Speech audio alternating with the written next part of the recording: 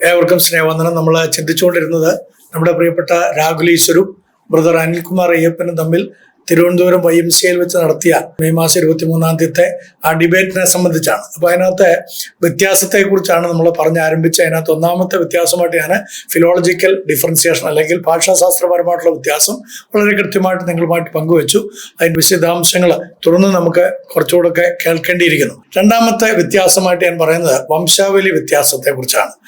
ബൈബിളില് യേശുക്രിസ്തുവിനെ കുറിച്ച് പറയുമ്പോൾ ദാവീദിന്റെ സന്തതിയായിട്ടാണ് പറഞ്ഞിരിക്കുന്നത്. യേശുക്രിസ്തു ദാവീദിന്റെ സന്തതി, അതൊരു ആലങ്കാരിക പദമായിട്ട് നമ്മൾ പറയുമ്പോൾ തന്നെ ആ ഒരു ക്ലാൻ അല്ലെങ്കിൽ ആ ഒരു ട്രൈബലിനെ വ്യക്തമായിട്ട് സൂചിപ്പിക്കുന്നതാണ്.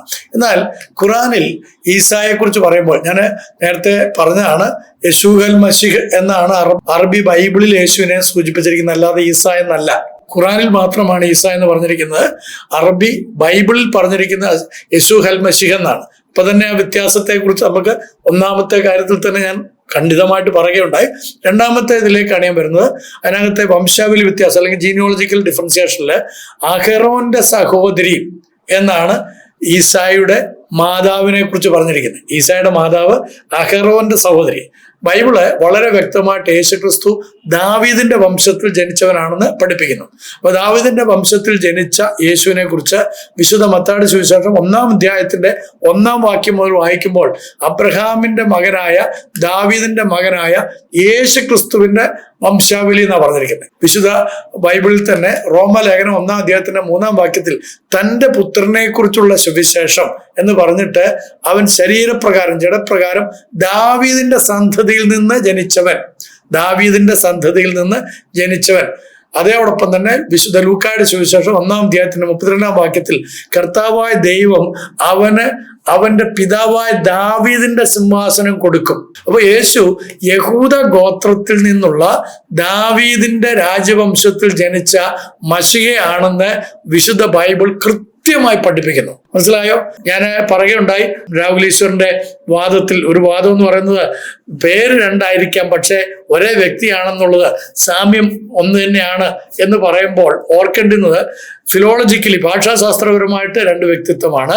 രണ്ടാമതായിട്ട് വംശീയമായിട്ട് നോക്കിക്കഴിഞ്ഞാൽ എന്ന് പറഞ്ഞു കഴിഞ്ഞാൽ ഏത് ക്ലാനിലാണ് യേശു ജനിച്ചിരിക്കുന്നതെന്ന് ബൈബിൾ പഠിപ്പിക്കുന്നു. ഖുറാൻ മറ്റൊരു ക്ലാനിനെ കുറിച്ചാണ് അവിടെ പറയുന്നത്. ഏതാണ് ഖുറാനിൽ പറഞ്ഞിരിക്കുന്നത്? അവിടെ പറയുന്നത് മറിയത്തെ ഹാരൂന്റെ സഹോദരി എന്നാണ് സംബോധന ചെയ്തിരിക്കുന്നത്.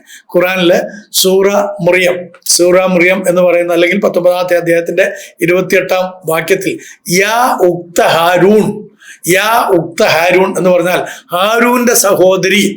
അതേപോലെ ഖുറാൻ അലും ഇമ്രാനിൽ 3-ാമത്തെ അധ്യായത്തിന്റെ 35-36 ആയത്തുകളിൽ മറിയം ഇമ്രാന്റെ കുടുംബത്തിൽ നിന്നുള്ളവളാണെന്ന് കൃത്യമായിട്ട് പറഞ്ഞിരിക്കുന്നു. അപ്പോൾ മറിയത്തെ കുറിച്ച് ഖുറാനിൽ സൂചിപ്പിക്കുമ്പോൾ പറയുമ്പോൾ വളരെ കൃത്യമായിട്ട് പറയുന്നത് വേറൊരു ഗോത്രത്തിൽ ഉൾപ്പെട്ട വ്യക്തിയായിട്ടാണ്. ആരാണ് ആ ഗോത്രക്കാർ എന്നുള്ളത് ബൈബിളിലേക്ക് പോയെങ്കിൽ മാത്രമേ നമുക്ക് മനസ്സിലാക്കാൻ പറ്റുള്ളൂ. ഖുറാനിൽ പറഞ്ഞിരിക്കുന്ന ഈ കാര്യത്തിന്റെ അലും ഉമ്രാനിലും അതേപോലെ സൂറ മറിയത്തിലും പറഞ്ഞിരിക്കുന്ന ഈ ഇമ്രാൻ ആരാണ് എന്ന് അറിയണമെങ്കിൽ ബൈബിൾ പരിശോധിച്ചേ പറ്റുള്ളൂ. അതുകൊണ്ടാണ് ഞാൻ പലപ്പോഴും പറഞ്ഞിട്ടുള്ളത്, ഖുറാൻ പൂർണ്ണമായിട്ട് നിങ്ങൾക്ക് മനസ്സിലാകണമെങ്കിൽ അനുബന്ധ ഗ്രന്ഥങ്ങൾ ആവശ്യമാണ്. ഏതൊക്കെയാണ്? നമുക്ക് ഹദീസുകൾ വേണം, സീറ വേണം. എന്നാൽ അതിനേക്കാളും ഒക്കെ ആധികാരികമായിട്ട് വേണ്ടുന്നത് വിശുദ്ധ ബൈബിളാണ്. വിശുദ്ധ ബൈബിളിന്റെ പരിവേഷത്തിൽ നിന്ന് മാത്രമേ ഖുറാനെ നമുക്ക് മനസ്സിലാക്കാൻ പറ്റുള്ളൂ. കാരണം ബൈബിളിലെ കഥാപാത്രങ്ങളെ പോലെ സാമ്യമുള്ള കഥാപാത്രങ്ങൾ രേഖപ്പെടുത്തിയിരിക്കുന്നതാണ് ഖുറാനിൽ.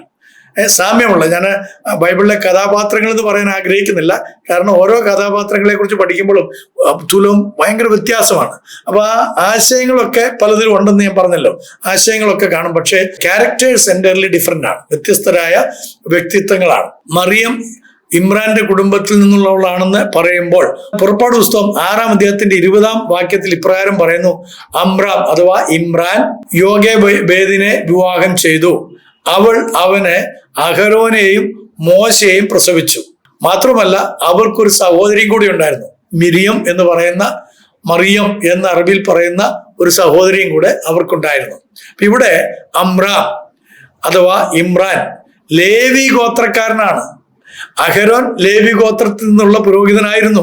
അതുകൊണ്ട് വളരെ കൃത്യമായിട്ട് നമുക്ക് പറയാൻ കഴിയും, ബൈബിളിലെ മറിയം ദാവീദിന്റെ രാജവംശം അഥവാ യഹൂദ ഗോത്രത്തിലുള്ള വ്യക്തിയാണെന്നും ഖുറാനിലെ മറിയം അഹരോന്റെ കുടുംബം അഥവാ ലേവി ഗോത്രത്തിൽ പറഞ്ഞിരിക്കുന്ന മിറിയത്തെക്കുറിച്ചാണ് എന്ന് വ്യക്തമായിട്ട് പറയാൻ കഴിയും. അപ്പൊ ഇത് രണ്ട് വ്യത്യസ്ത ചരിത്ര വ്യക്തികളെ കൂട്ടിക്കലർത്തിയതാണെന്നുള്ള വാദം വളരെ കൃത്യമായിട്ട് പല എഴുത്തുകാരും ഉന്നയിച്ചിട്ടുണ്ട്. ആദ്യമേ ഞാൻ തന്നെ ഇത് ഉന്നയിച്ചിട്ടുണ്ട്. രണ്ട് കാര്യങ്ങൾ ഇതിനോടൊക്കെ നമ്മൾ പഠിച്ചു. ഒന്ന് ഫിലോളജിക്കൽ ഡിഫറൻസിയേഷൻ, മറ്റൊന്നിപ്പോൾ ജീനിയോളജിക്കൽ വ്യത്യാസം അല്ലെങ്കിൽ വംശീയമായിട്ടുള്ള വ്യത്യാസത്തെക്കുറിച്ച് മനസ്സിലാക്കി. ഇനി മൂന്നാമത്തെ ഒരു കാര്യം കൂടെ ഈ വീഡിയോയിൽ പറഞ്ഞിട്ട് അടുത്തത് നമുക്ക് പിന്നീട് പഠിക്കാം. ആ മൂന്നാമത്തെ വ്യത്യാസം എന്താണെന്ന് വെച്ച് കഴിഞ്ഞാൽ ഗോത്ര വ്യത്യാസമാണ്. അതെന്താണ്? ലേവിയും യഹൂദയും ഇസ്രായേലിന്റെ 12 ഗോത്രങ്ങളിൽ ഉൾപ്പെട്ട വ്യക്തികളാണ്. ലേവിയും അതേപോലെ തന്നെ യഹൂദയും അവർ സഹോദരങ്ങളാണ്. നമുക്കറിയാവുന്ന പോലെ യാക്കോബിന്റെ മക്കളാണ് ഈ 12 മക്കൾ. ആ പേരുകളിലാണ് ഗോത്രങ്ങൾ രൂപപ്പെട്ടിരിക്കുന്നത്. അപ്പൊ അതിനകത്ത് ലേവി ഗോത്രം വേറെയാണ്, യഹൂദ ഗോത്രം വേറെയാണ്. ഞാൻ പറയുന്നത് നിങ്ങൾക്ക് മനസ്സിലാവുന്നെന്ന് വിശ്വസിക്കുകയാണ്. ലേവി ഗോത്രത്തിന് ഒരു പ്രത്യേക ദൗത്യം ഉണ്ടായിരുന്നു. അതെന്താണ്? അവര് പൗരോഹിത്യ ഗോത്രമാണ്. പുരോഹിത സേവനത്തിനായിട്ട് വേർതിരിക്കപ്പെട്ടിരിക്കുന്ന ആളുകളാണ്. അതിൽ പ്രധാനിയായിരുന്നു മോശയും മോശയുടെ സഹോദരനായിരിക്കുന്ന അഹരോനും. അഹരോനാണ് ആദ്യത്തെ യഹൂദ മഹാപുരോഹിതൻ തന്നെ. മനസ്സിലാകുന്നുണ്ടോ?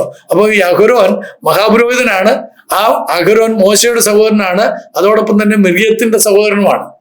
അപ്പൊ ആ മിറിയം അല്ല ബൈബിളിൽ പറഞ്ഞിരിക്കുന്ന യേശു ക്രിസ്തുവിന്റെ മാതാവായിരിക്കുന്ന മറിയം. മനസ്സിലാകുന്നുണ്ടോ? അപ്പൊ അഹരോന്റെ സഹോദരി ഒരു മിറിയമുണ്ട്. ഖുറാനിൽ പറ്റിയതായിട്ടുള്ള ഏറ്റവും വലിയ ഒരു പിഴവ് ഈ ക്യാരക്ടേഴ്സ് തമ്മിൽ വളരെയധികം മാറിപ്പോയി എന്നുള്ളതാണ്.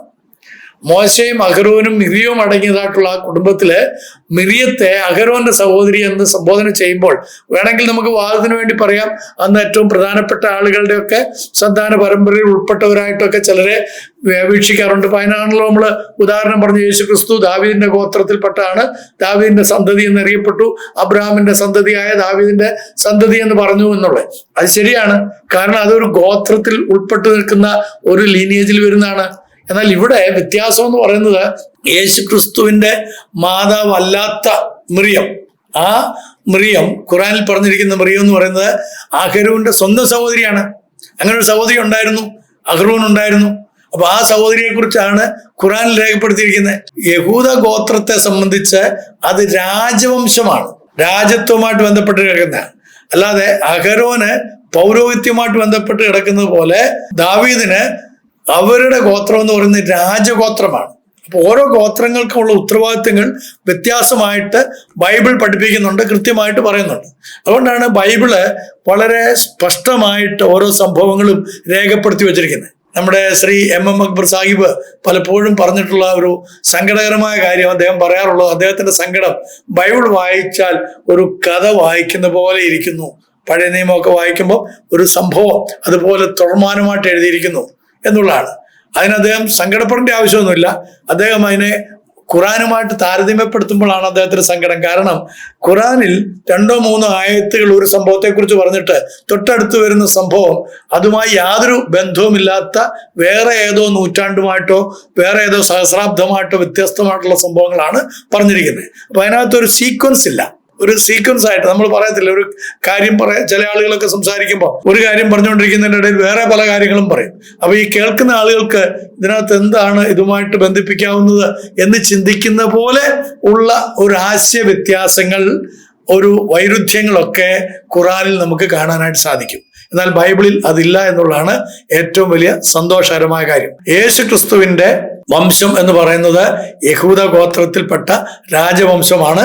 ദാവീദ് രാജാവിന്റെ ഗോത്രം മശിഹ ഈ ഗോത്രത്തിൽ നിന്നായിരിക്കണമെന്ന് ഉൽപ്പത്തി പുസ്തകം 49-ാം അധ്യായത്തിന്റെ 10-ാം വാക്യത്തിൽ വളരെ കൃത്യമായിട്ട് പറയുന്നുണ്ട്.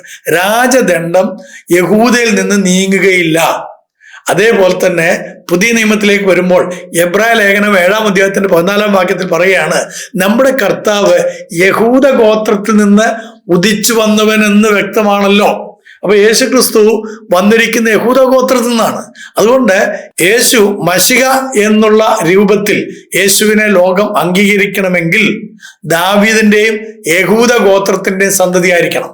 എന്നാൽ ഖുറാനിലെ ഹാരൂന്റെ സഹോദരി എന്ന പരാമർശം ലേവി ഗോത്രബന്ധം സൂചിപ്പിക്കുന്നു എന്ന് വളരെ കൃത്യതയോടുകൂടി ഞാൻ ചൂണ്ടിക്കാണിക്കുകയാണ്. അപ്പൊ ഈ വ്യത്യാസങ്ങൾ മനസ്സിലായല്ലോ. 3 കാര്യങ്ങൾ നമ്മൾ പഠിച്ചു. ഒന്ന് ഫിലോളജിക്കൽ ആയിട്ടുള്ള വ്യത്യാസം, രണ്ടാമത്തേത് ജീനിയോളജിക്കൽ ആയിട്ടുള്ള വ്യത്യാസം, 3 നമ്മുടെ ഗോത്ര വർഗത്തിൽ അല്ലെങ്കിൽ ട്രൈബൽ ഡിഫറൻസിയേഷൻസ് മനസ്സിലായല്ലോ. അപ്പൊ യേശു ക്രിസ്തു എന്ന് പറയുന്ന യശൂഹൽ മശിഹ് എന്ന അറബി ബൈബിളിൽ പറഞ്ഞിരിക്കുന്ന വ്യക്തിയും അറബി ഖുറാനിൽ ഈസ എന്ന് ഉപയോഗിച്ചിരിക്കുന്ന വ്യക്തിയും തമ്മിൽ ഒരു ബന്ധവുമില്ല എന്നുള്ളത് ഈ 3 വാദങ്ങളാൽ ഞാൻ സ്ഥാപിച്ചിരിക്കുകയാണ്. 4-മത്തേലും തുടർന്നുള്ളതിലേക്കും നമുക്ക് അടുത്ത വീഡിയോയിൽ കേൾക്കാം. ദൈവം നമ്മെ അനുഗ്രഹിക്കട്ടെ.